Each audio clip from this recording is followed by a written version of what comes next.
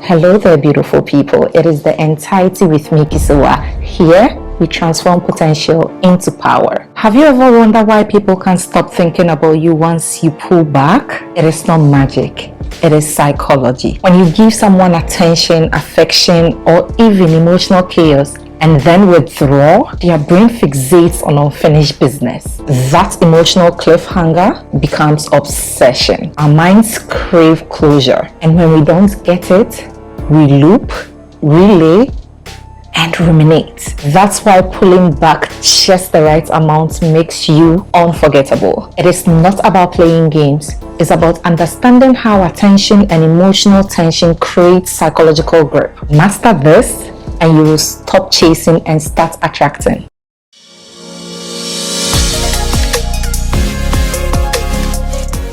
So today we are talking about the 7 powerful ways to stop chasing and start attracting, because let me tell you the truth, girlies, men are wired to chase. So if you are the one doing all the calling, you are the one doing all the texting, something is wrong somewhere. But let me tell you that this video is proudly sponsored by stylewe.com, who gave me this beautiful satin dress that flatters my body in so many ways, guys. I'm obsessed.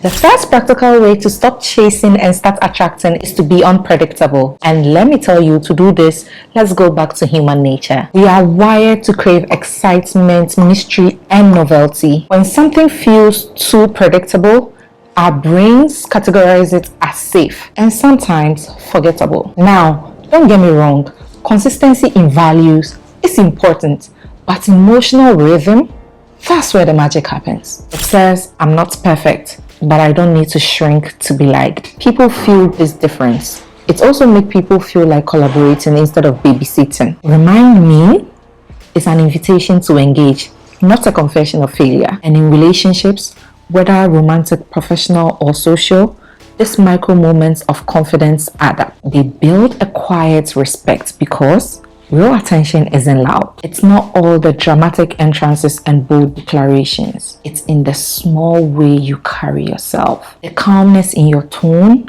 and the way you own your words. And in a world full of I'm sorry, I forgot, remind me stands out like power in a whisper. 3. Leave some stories untold. Have you ever met someone who tells you everything about their life story within the first 5 minutes of meeting them? Every detail, every heartbreak, every life event, like a buffet you didn't even ask for? It's not that they are a bad person, but something about that overexposure kills the intrigue. Humans are naturally drawn to mystery, things we don't know yet. That's why we binge watch shows, reread text, replay moments. We are wired to seek out the missing pieces. And in most situations, that's why people wait till marriage. So when it comes to conversations, especially when building connections, one of the most attractive things you can ever do is to leave some of your stories untold. Share a little, then pull back and let them ask. And this is how you're going to do it. In the middle of the conversation, stop and say, yeah, there's a whole full story behind that. I promise to share it one day with you. Then change the topic. What happens next? They will lean in. Think about it later. They want to know more. This is not about you hiding.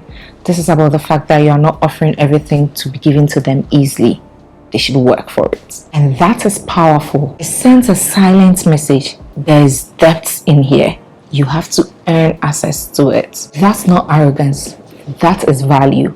When people feel like there's more to uncover, they become emotionally invested. They feel like they are part of a journey with you. And the more they have to slowly unlock part of your world, the more they cherish what they discover. So resist the urge to fill silence with backstories.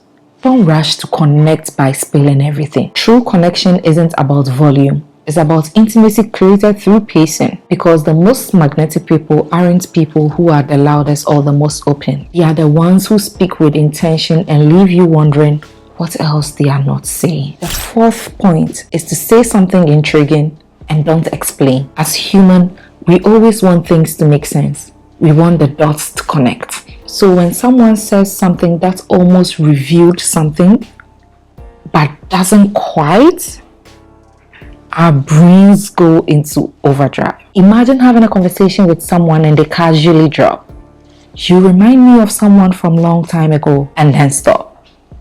No name, no story, no follow-up. What happens? You are left thinking, who, where, why, how? Is it good or bad? Yes, you are left thinking, and that is thinking about her, what she said, what he said. You play it in your mind hours later, maybe even days. The gap between what was said and what wasn't becomes a mental hook. We fill in the blanks, we imagine, we wonder, and in that state of wondering, we start to care more. That isn't manipulation. It is simply understanding how the mind works. Curiosity is powerful. It's what drives people to keep texting, keep talking, and even keep trying to get to know you. Because mystery is depth, and depth is very rare. When you reveal just enough to spark interest and hold back enough to keep them leaning in, it shifts the energy. You are no longer just someone to talk to, but rather someone to figure out. And people don't walk away from mystery, they chase them. So next time you're in a conversation, drop something curious and let it linger in the air, and resist the urge to over-explain. You will be surprised how powerful silence and suggestions can be. 5. End the conversation first. We've all felt this. That little sting when someone leaves just before we are able to say goodbye. Maybe it was a phone call that ended mid-laugh, a text convo that ended when the energy was still buzzing, or a hangout that ended just a little too soon. What happens next? You replay it. You think, wait, were they not enjoying it? Did I miss a signal? What were they about to say before they left? That lingering moment becomes a mental glue. Your brain looks back trying to find closure. But the absence of closure, that's what keeps you thinking. And here is where it gets powerful. When you end the conversation first, not abruptly, not rudely, just a little bit intentionally, you change the dynamics. You go from being the one who stays to the one who leaves on a higher note. That creates impact. It tells the other person, I value your time, but I also value mine. I enjoy this, but I don't need to endlessly keep it running to feel whole. And lastly, there is more to me, and I'll share it in time. And that energy is magnetic because you are no longer trying to hold on to the moment. You are allowing space, and space creates longing. They will think about you after, and they will definitely revisit the convo. They will wish it had lasted a little longer, and next time they will be eager to talk to you again. This isn't cold or calculated. It is understanding that sometimes less is more. 6. Talk slowly in the middle of a conversation. Ever notice how the most confident people don't rush with their words? They don't speak to fill space. They speak to be heard. When you speak slowly in the middle of a conversation, not at the beginning, not at the end, just in the middle where everything is in equilibrium and flowing, it does something subtle but very powerful. It changes the tempo. It signals what I'm about to say matters. And people feel that. They lean in, even when just emotionally. Their attention sharpens. Why? Because slowing down forces people to stay with you. It creates presence. In contrast, fast talking often reads like, I'm trying to get through this quickly. Or worse, I'm not sure you are really listening, so I need to keep your attention by reading fast. That's not good. But when you are calm and you allow space in between your words, it suggests security. You are not rushing to prove anything. You are not afraid of silence. You trust that whatever you are saying is worth hearing, and that confidence is very contagious. It's the difference between someone chasing to seek your approval and someone you pull to understand. And here is what's wild. Slowing down makes people remember you more. We don't remember fast and anxious energy, but we do remember when someone made us pause, pull, and feel. So next time you are in a conversation and you are about to say something very meaningful, slow it down. Not dramatically, not like a speech. Just enough to retain people's energy and to retain people's attention. Be very intentional with it. And the final one repeats one thing they say, but softly. Oh, this is one of the most subtle things that seems very small but makes very meaningful impact. And most people don't even realize it happens when you do it. I do this a lot. So for instance, when someone is telling me, I don't feel too good, I think the world is coming to an end, I'm so overwhelmed, instead of me rushing to fix the issue or proffer some advice or even try to tell the person, oh, I get it, I'd rather say, overwhelmed? Tell me more. The moment it lands, it creates a space for understanding. It tells them, without needing to explain, I heard you, I feel you, and you are not alone in this kind of emotion you are feeling. And the beauty is in the softness.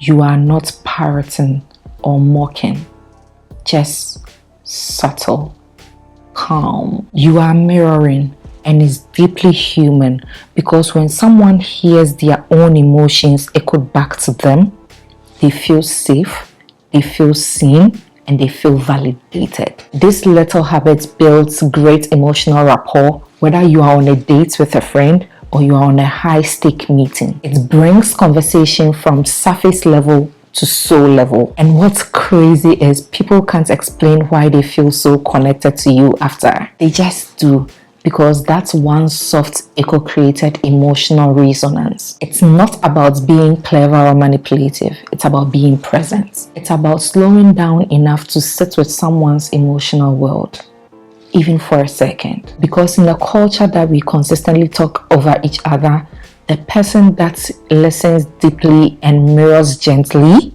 that person we trust. And trust is the foundation of all attraction. If this hits home, just know that your sense of attraction comes from within you. And one thing you should do is never to chase. Just practice these 7 steps and you'll see your life change all over again. Don't forget, this video was proudly sponsored by StyleWe.com, who gave me this beautiful dress. And if this hits home, don't forget to subscribe, like, turn on your post notification, and also give me a comment. Let's know what you're talking about next week. Bye. I'll see you soon.